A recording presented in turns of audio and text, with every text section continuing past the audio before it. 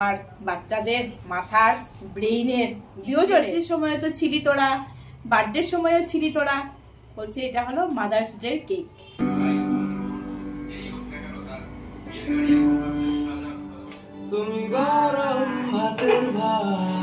আজকে সকাল সকাল রান্না টান্না শেষ করে 11টার ভিতরে গেলাম গিয়ে শিলচর এয়ারপোর্ট, কারণ আমার ছোট মেয়ে আসছে, তার জন্য ওকে আনার জন্য। তো সারা দিন লেগে গেল, কোথায় করিমগঞ্জ, কোথায় শিলচর, কোথায় এয়ারপোর্ট। বাড়িতে আসলাম, ঢুকার সঙ্গে সঙ্গে বলছে মা তুমি একটু টায়ার্ড হয়ে গেছো, একটু চা খেয়ে নাও, খেয়ে একটু ফ্রেশ হয়ে তুমি এসে বসো। না এখন আর ভাল লাগছে না, সারাদিন গাড়িতে আর একদম ভালোই লাগছে না। বলছে না একটু বসতেই হবে তোমার।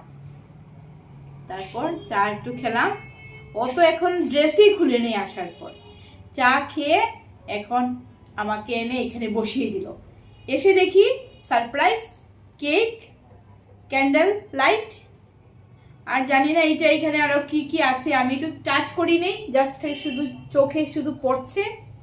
তো বললাম কিসের কেক, ম্যারেজ ডের সময় তো ছিলি তোরা, বার্থডের সময়ও ছিলি তোরা। বলছে এটা হলো মাদার্স ডে কেক। এটা তো হয়নি, ও আজকে এসে ওইখান থেকে ব্যাঙ্গালোর থেকেই নিয়ে এসছে, এসেই কেক টেক সাজিয়ে দিয়ে আমাকে বসিয়ে দিয়েছে। বসে বলছে মা তুমি কেক কাটো। এই হলো আমার বাচ্চাদের মাথার ব্রেইনের দুজনের, বড়টাও ব্যাঙ্গালোর থাকে, ছোটটাও, দুজনের মাথার ব্রেইনের কাজের এই ফল। দুজন প্ল্যান করে ছোটকে বলেছে যা তুই কেক দিয়ে, মাকে দিয়ে কেক কাটা মাদার্স ডের জন্য। এই জন্য বলছি আমার দুই মেয়েকে অশেষ অশেষ ধন্যবাদ, থ্যাংক ইউ ভেরি মাচ। এই মাদার্স ডের জন্য আমরা তো মনেই থাকে না কোন দিন মাদার্স ডে যায়, বাচ্চাদের কিন্তু খুব মনে থাকে এগুলো।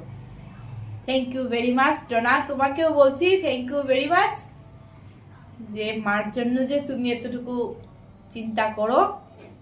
আমার ছোট মেয়েকেও বলছি থ্যাংক ইউ ভেরি মাচ। তোমরা দুজনেরকে আমি আশীর্বাদ করি তোমরা অনেক বড় হও, আর এই রকমই মা বাবার জন্য চিন্তা করে যেও।